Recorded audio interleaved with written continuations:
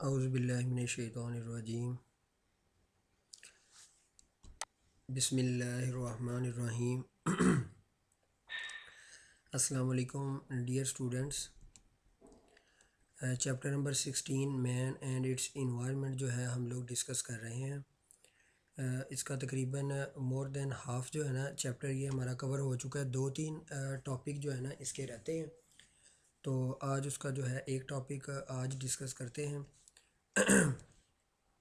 वो है symbiosis. Symbiosis की हमने आज डेफिनेशन देखनी है, इसकी डिफरेंट टाइप्स जो हैं वो डिस्कस करनी है। आज का लेक्चर जो है हमारा ख़त्म हो जाएगा, ठीक है। सिम्बियोसिस पहले देखते हैं क्या है, फिर इसकी टाइप्स वन बाय वन जो है वो डिस्कस करते हैं। सिम्बियोसिस का डियर स्टूडेंट डेफिनेशन ये है कि डिफरेंट स्पीशीज़ के दरमियान जो रिलेशन होता है ना, जिसमें वो थोड़े अरसे के लिए या लंबे अरसे के लिए इकट्ठे रहते हैं, उनको हम लोग सिम्बियोसिस कहते हैं, ठीक है। सिम्बियोसिस जो है मुख्तलिफ स्पीशीज़ के अफराद के दरमियान थोड़े अरसे के लिए या लंबे अरसे तक के लिए रिलेशनशिप होता है, जिसमें वो इकट्ठे मिल के रहते हैं, ठीक है। इसकी आमतौर पर जो है वो 3 टाइप्स होती हैं। ये अब हमने देखना है कि वो थोड़े अरसे तक या लंबे अरसे तक जब रहते हैं तो क्या फ़ायदा होता है, नुकसान होता है, उनको क्या हो रहा होता है, तो ये हमने आज डिस्कस करना है। सिम्बियोसिस की आप लोगों ने डेफिनेशन देख लेनी है सबसे पहले, ठीक है। इसके अलावा इसकी 3 टाइप्स में नंबर 1 जो है ये है पैरासिटिज्म, नंबर 2 म्यूचुअलिज्म और नंबर 3 जो है वो है कॉमन्सलिज्म। ये 3 जो डेफिनेशन है, 3 जो मतलब इसकी टाइप्स हैं, इनके नाम आप लोगों को आने चाहिए और इनको वन बाय वन अभी हम डिस्कस भी कर लेते हैं। सिम्बियोसिस और सिम्बियोसिस की 3 टाइप्स। सिम्बियोसिस की जो पहली टाइप्स है वो है पैरासिटिज्म। अब पैरासिटिज्म क्या होता है, इसकी डेफिनेशन देख लेते हैं।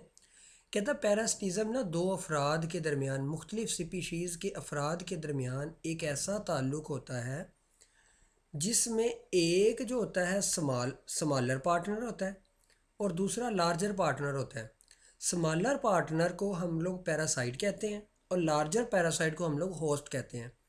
होता ये है इस रिलेशन में कि जो पैरासाइट होता है ना, स्मॉलर पार्टनर, ये अपनी रहने की जगह और ख़ुराक ये लार्जर पार्टनर जिसको हम होस्ट कहते हैं उससे हासिल करता है और बदले में उसको नुकसान भी पहुंचाता है, ठीक है।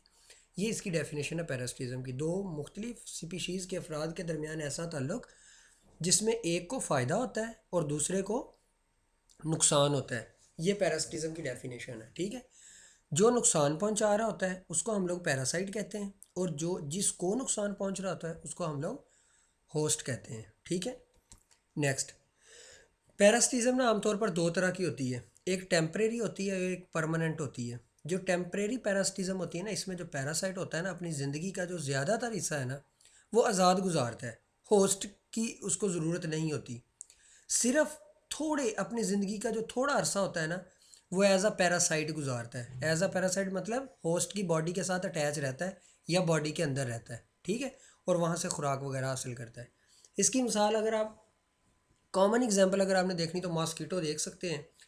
मॉस्किटो इसकी एग्जांपल जो है वो कैसे, देखिए ना, मॉस्किटो अपनी सारी ज़िंदगी जो है वो आज़ाद गुजारता है। बस जब उसने प्लाज्मोडियम, वो जो फीमेल मॉस्किटो है, उसने मतलब ब्लड सक करना होता है तो वो आके मतलब अटैच होती है सरफेस पे इंसान की बॉडी पे, वहाँ से मतलब ब्लड सक कर लेती है, ठीक है, और बदले में हमें नुकसान भी पहुँचा रही होती है। ऐसे ही है ना, बीमारी काज कर रही होती है। तो ये है टेम्परेरी पैरासिटिज्म की। इसके अलावा लीच, बेड बग वगैरह ये भी इसी की मिसालें हैं। इसके अलावा है परमानेंट पैरासिटिज्म। परमानेंट पैरासिटिज्म का मतलब ये है कि जो पैरासाइट होता है ना, स्मॉलर पार्टनर होता है, वो अपनी ज़िंदगी का सारा हिस्सा जो है ना, सारी ज़िंदगी जो है वो एज अ पैरासाइट ही गुजारता है। मतलब क्या है, रहने की जगह और ख़ुराक पूरी ज़िंदगी जो है अपने होस्ट से लेता है, ठीक है, और बदले में नुकसान भी पहुंचाता है। इसकी अगर हम लोग मिसाल डिस्कस करें तो बैक्टीरिया और वायरस जितने भी हैं ये सारे के सारे परमानेंट पैरासाइट हैं, जो कि रहने की जगह और ख़ुराक जो है इंसान की बॉडी में अगर है तो इंसान की बॉडी से हासिल करते हैं, एनिमल में है तो एनिमल की बॉडी से, इसी तरह अगर प्लांट की बॉडी में है तो प्लांट की बॉडी से हासिल करते हैं रहने की जगह और ख़ुराक, और बदले में क्या कर रहे होते हैं, नुकसान पहुंचा रहे होते हैं, ठीक है। तो ये परमानेंट पैरासिटिज्म की मिसाल है।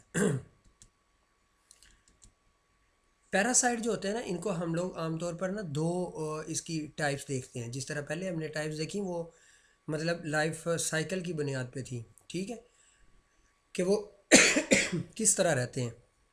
अब ये भी पैरासाइट की ही मिसालें हैं। पैरासाइट की टाइप्स हैं, जिसमें एक एक्टोपैरासाइट है, एक एक्टोपैरासाइट है और दूसरा एंडोपैरासाइट है। जो एक्टोपैरासाइट होता है ना, ये आम तौर पर हम मतलब कि जो होस्ट होता है ना, उसकी बॉडी के अंदर नहीं जाता, बल्कि क्या होता है, बॉडी के ऊपर ऊपर रहता है और वहीं से खुराक हासिल करता है, ठीक है, बॉडी के साथ अटैच रहता है। इसकी मिसाल आप मॉस्किटो देख लें। अब मॉस्किटो इंसान की बॉडी के अंदर तो नहीं जाता है ना, सिर्फ सरफेस पे रह के वहीं से खुराक वगैरह हासिल करके चला जाता है।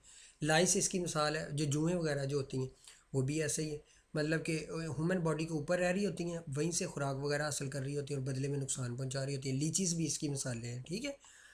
इसके अलावा एंडोपैरासाइट का ये मतलब कि ये जो है इंसान की या मतलब लिविंग ऑर्गेनिज्म या होस्ट की बॉडी के अंदर रहते हैं और वहीं से खुराक और रहने की जगह हासिल करते हैं और बदले में नुकसान पहुंचा रहे होते हैं।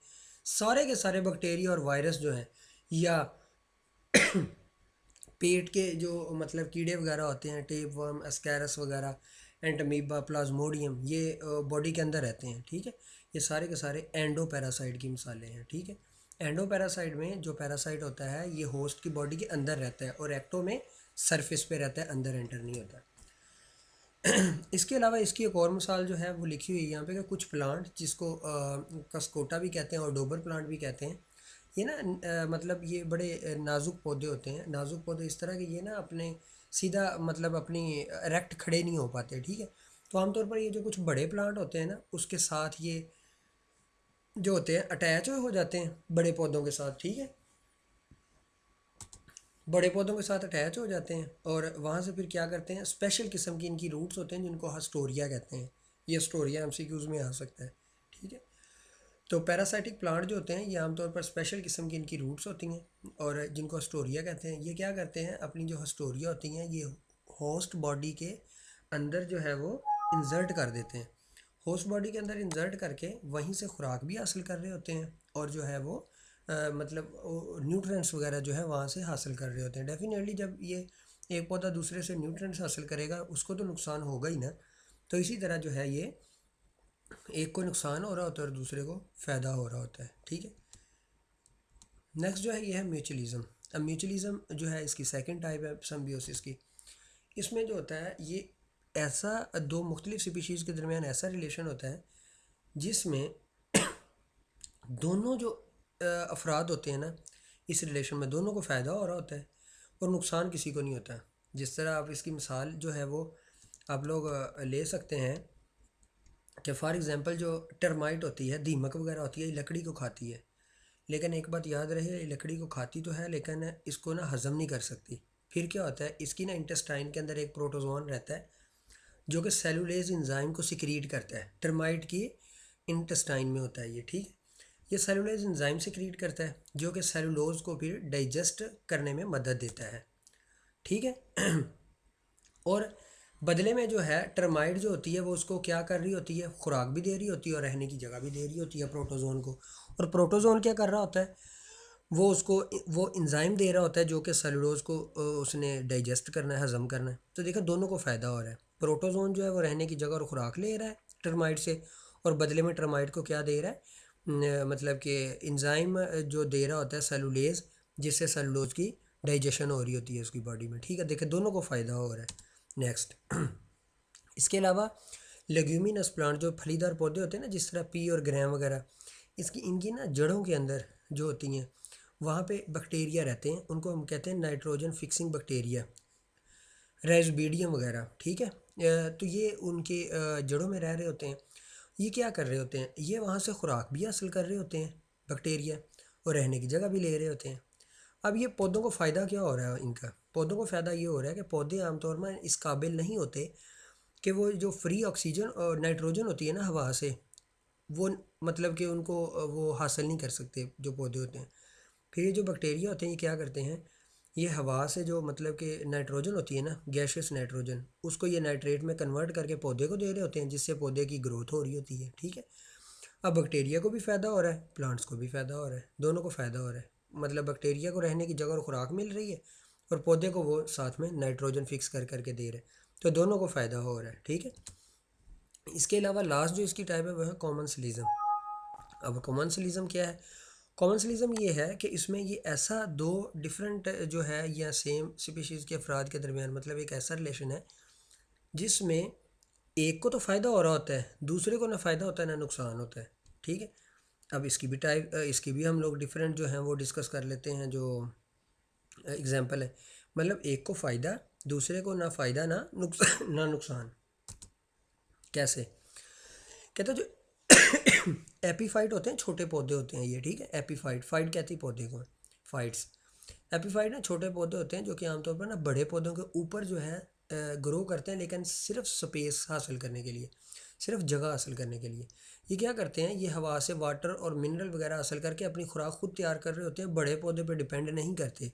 सिर्फ बड़े पौधा इसको क्या कर रहा होता है, सिर्फ बड़ा पौधा इसको जगह फराहम कर रहा है ताकि ये ईज़िली हवा के सामने एक्सपोज हो सके और वहाँ से कार्बन डाइऑक्साइड वगैरह लेके अपनी खुराक तैयार कर सके। लार्जर पौधा जो होता है उसको ना फ़ायदा हो रहा है ना नुकसान हो रहा है, लेकिन जो छोटा पौधा होता है उसको फ़ायदा हो रहा होता है क्योंकि उसको जगह मिली होती है और वो इजीली अपना जो है वो काम कर रहा होता है। सकर फिश इसी तरह जो दूसरी टाइप है, ये सकर फिश मतलब जो छोटी मछलियाँ होती हैं, ये बड़ी मछली जैसे शार्क वगैरह के साथ अटैच हो जाती हैं। अटैच अब होती क्यों है? अटैच इसलिए होती हैं ताकि ये एक जगह से दूसरी जगह जा सकें अपनी फीडिंग रिक्वायरमेंट हासिल करने के लिए, मतलब खुराक वगैरह हासिल करने के लिए। तो ये क्या करते हैं, अपने शक्कर के ज़रिए ना अटैच हो जाती हैं शार्क की बॉडी के साथ। अब शार्क चूँकि बड़ी मछली होती है, ये इजीली जो है ये एक जगह से दूसरी जगह मतलब कि थोड़े वक्त में ही पहुंच जाती है। तो छोटी फ़िश को क्या फ़ायदा होता है? छोटी फ़िश को ये फ़ायदा होता है कि ये वहाँ पे पहुंच जाती हैं जहाँ पे बड़ी मछली जाती है और इनको वहाँ पे खुराक वगैरह जो है वो ईज़िली मिल जाती है। अब देखें, जो छोटी मछली है उसका तो फ़ायदा हो गया, लेकिन शार्क का ना फ़ायदा ना नुकसान हुआ। ठीक है, क्योंकि उसने तो वहाँ पे जाना ही जाना था। ये छोटी मछलियाँ साथ में उसके अटैच हो जाती हैं। तो ये तीन टाइप्स थी जिसमें आप लोगों ने डेफिनेशन और इनकी एग्जांपल्स जो हैं वो देखनी है, उनको याद करना है। इंशाल्लाह नेक्स्ट लेक्चर में हम लोग इसका जो है वो नेक्स्ट जो टॉपिक है कंजर्वेशन ऑफ नेचर है उसको डिस्कस करेंगे। आज के टॉपिक के हवाले से अगर किसी को कोई क्वेश्चन हो तो आप लोग जो है वो ग्रुप में पूछ सकते हैं। ठीक है जी, अल्लाह हाफिज़।